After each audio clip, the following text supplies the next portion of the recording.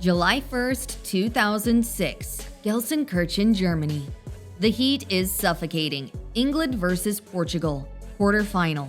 Wayne Rooney, England's golden boy, stomps on a defender. The referee hesitates. Then a 21-year-old kid sprints 40 yards. He screams at the official. He demands a red card for his own Manchester United teammate.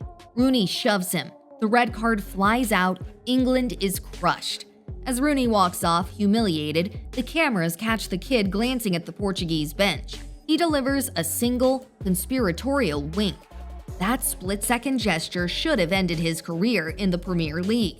The British press lost their minds. They printed dartboards with his face on them. They called him a traitor, a cheat, a show pony who didn't respect the game. He was the most hated man in England. Most athletes falter here. They apologize, they shrink, they hide. Cristiano Ronaldo didn't hide. He went back to Manchester, walked into that hostility, and used their hatred to build the most dominant personal brand in the history of sports. Fast forward to 2026. He is 41 years old. He is still the highest paid athlete on earth. He is the top scorer in the Saudi Pro League. He just launched a YouTube channel that hit 50 million subscribers in a week, faster than any human being in history. How? How does a man who started playing professionally in 2002, before the iPhone existed, remain the most relevant human on the internet 2 decades later? We aren't talking about luck. We aren't just talking about talent. We are talking about a glitch in the matrix. Ronaldo is not just a footballer. He is an architect. He built a machine designed to survive the death of traditional media, the rise of the algorithm, and the biological decay of his own body. He understood something 20 years ago that most celebrities are just figuring out now. He realized that playing the game is small time. If you want to live forever, you have to break the game. Today, we are ripping apart the engine. We are looking at the specific, repeatable mechanics of how a poor kid from Madeira tricked the world into watching him for 20 straight years. Welcome to the metagame. Before we look at the billions of dollars and the billions of followers, we have to look at the hardware. Because none of this works if the machine breaks down. Look at this photo. 2003. He arrives at Manchester United. He costs 12.24 million euros. He is skinny, his hair is a mess of spaghetti strands, he is flashy, he does too many step-overs, the English defenders were lining up to knock him off the ball. He realizes very quickly that talent isn't enough. In the Premier League, talent gets you kicked. So he decides to upgrade the hardware. He stops viewing his body as a human vessel. He starts viewing it as a business asset. By 2009, the skinny winger is gone. In his place is a physical prototype. Broad shoulders, explosive power, a vertical leap that rivals NBA players. He forced the sport to change. Before Ronaldo, wingers were creators. After Ronaldo, they had to be tanks. But staying big is easy. Staying young is the hard part. Here is where it gets obsessive. You sleep 8 hours a night. That's cute. Ronaldo doesn't sleep. He naps. He employs a polyphasic sleep strategy. 5 90-minute sleep cycles per day. Why? Because a sleep expert named Nick Littlehales told him it matches the body's natural recovery rhythms better than a long block of sleep. He treats sleep like a tactical drill. Walk into his house, you will find a $50,000 cryotherapy chamber. He stands in temperatures of negative 160 degrees Celsius. It freezes the inflammation out of his joints. It forces his blood to rush to his core, then surge back out to his muscles when he steps out. In early 2026, he posted a photo after a sauna session, just him, looking ripped at age 40. It got 13 million likes in hours. But a perfect body is boring if nobody cares about the person living in it. To keep us watching, he needed a war. The human brain hates nuance. We don't like gray areas. We like black and white. Coke versus Pepsi. Batman versus Joker. Ronaldo versus Messi. This rivalry is the most profitable narrative in the history of sports. And here is the secret. Ronaldo leaned into it. He understood that if he could position himself as the only alternative to Messi, he would automatically capture 50% of the world's attention. Look at the archetypes. They are perfect opposites. Messi is the natural, the quiet genius, the humble guy who just wants to play ball. He is the magician. Ronaldo He is the machine, the arrogance, the self-made man, the one who tells you he is the best. He is the ultimate athlete. Ronaldo knew he couldn't beat Messi at being the good guy, so he became the other guy. He fed the polarization. When the crowds chanted Messi, he didn't ignore it. He pointed at his thigh. He told them to calm down. He scored a hat trick and cupped his ear. This created a digital feedback loop. Check the social media data. Fans of Ronaldo display higher levels of group extremism online. They are a tribe. They defend him aggressively. This is gold for the algorithm. High conflict means high comments. High comments mean the post goes viral. The rivalry triggers group polarization, where you have to pick a side.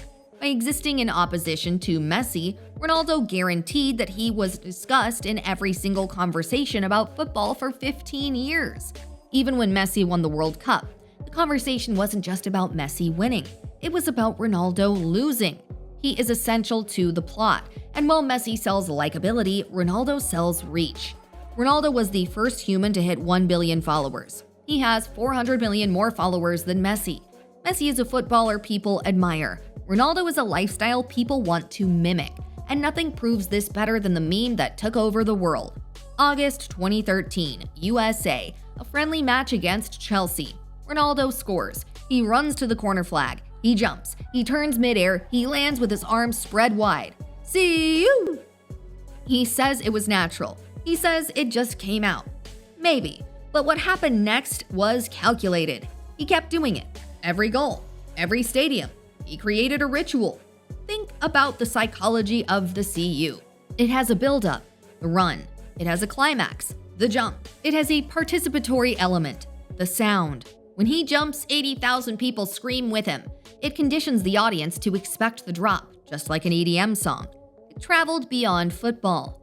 Giannis Antetokounmpo did it in the NBA. NFL players did it, gamers did it. It became a piece of intellectual property. Even when Ronaldo isn't playing, if someone scores a great goal in Sunday League, they do the SIUUU. He branded the concept of celebration itself. It also gave him a logo. You know the silhouette, arms out, legs spread. It is his version of the Jordan Jumpman. It is recognizable instantly. He turned a moment of joy into a visual anchor for a business empire. But branding is useless if you don't control the distribution. And this brings us to his masterstroke, the move that scared the media establishment to death. 2022, the end of the Manchester United return. It was Messi. He was benched. He walked out of games. The media was eating him alive. They said he was disruptive. They said he was done. He went on Piers Morgan's show and severed ties. He realized something dangerous. The traditional media, Sky Sports, ESPN, the newspapers, they controlled his narrative. They could edit him. They could frame him as the problem. So he decided to fire them. August 2024, Cristiano launches on YouTube. The numbers are stupid. 1 million subscribers in 90 minutes, a world record. 50 million subscribers in a week. He collaborated with Mr. Beast. The video got 10 million views in 8 hours. Why does this matter? Because now, Ronaldo is not just the subject of the news, he is the news station. Look at the content. It's not match highlights. He can't show those. The TV networks own those rights. It's him playing games with Georgina. It's him rating his best goals. It's parasocial content. He is humanizing the machine. He is speaking directly to Gen Z and Gen Alpha kids who never saw him play for Manchester United in 2008. He is bypassing the gatekeepers. If he wants to address a rumor, he doesn't call a journalist, he turns on the camera. He owns the distribution. That is the ultimate power in the digital age. So is he a robot? Is he just a greedy, self-absorbed corporation made of muscle and hair gel? If he was, we would have stopped watching. The reason we are all still here, the reason you are watching this video is the paradox. We watch for the machine, but we connect with the human. Remember Qatar? 2022. Portugal loses to Morocco. Ronaldo walks down the tunnel. He is crying. He is sobbing. The cameras zoom in. He looks broken. Euro 2024. He misses a penalty against Slovenia. He cries on the pitch in the middle of the game. Critics mocked him. They said he was making it about himself. But his fans, they saw passion. They saw a billionaire who has won everything, who has nothing left to prove, yet he cares so much it hurts him physically. These moments of extreme vulnerability shatter the robot image. They prove that underneath the branding and the Botox and the billions, he is still that kid from Madeira who hates losing more than he loves breathing. that emotion is real, and in a world of fake content, real emotion is the most valuable currency. His legacy is already secured, not just in the record books, but in the behavior of the next generation. Look at Kylian Mbappe. He grew up with posters of Ronaldo on his wall. He admits he was Portuguese in his head as a child. He modeled his career on Ronaldo's path. Real Madrid, the biggest stage, the biggest brand.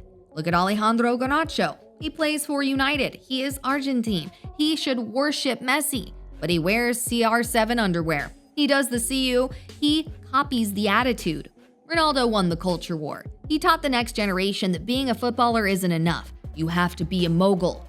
So how did he stay relevant for 20 years? He didn't settle. When they said he was too skinny, he became a tank. When they said he was a villain, he became the protagonist. When they said Messi was the natural genius, he became the obsessively disciplined alternative. When they said he was old, he proved he was biologically young. When the media turned on him, he became the media. He treated his career like a video game where you never stop leveling up. He is the algorithmic immortal, and he has 1,000 career goals. Do not bet against him. He has spent his whole life proving us wrong.